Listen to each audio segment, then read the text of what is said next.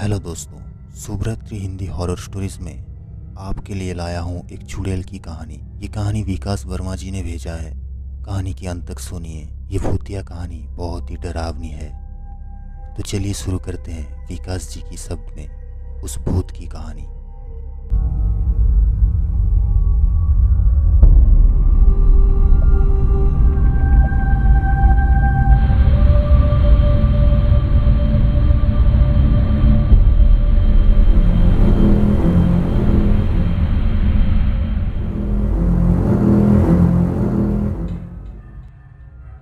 नमस्कार, मेरा नाम विकास वर्मा है।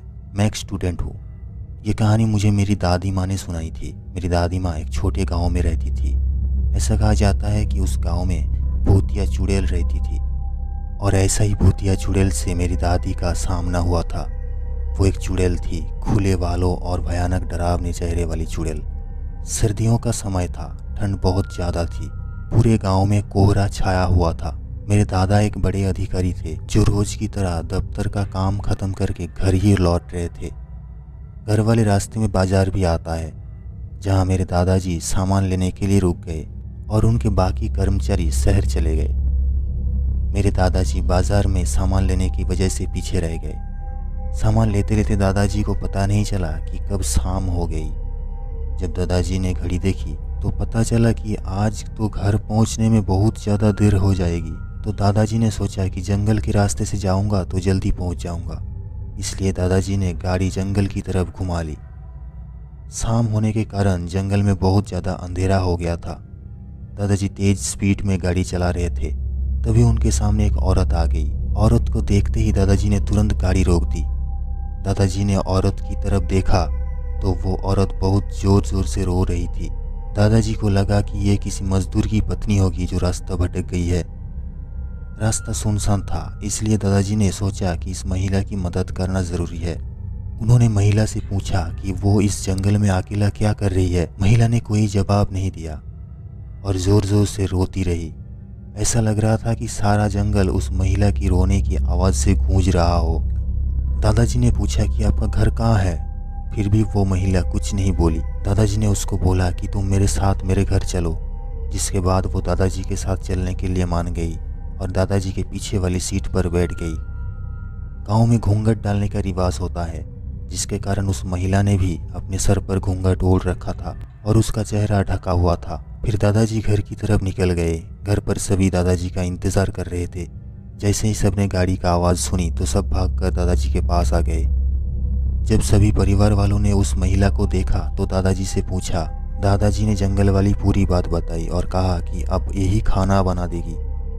लेकिन दादी माँ को उस महिला पर शक हो गया।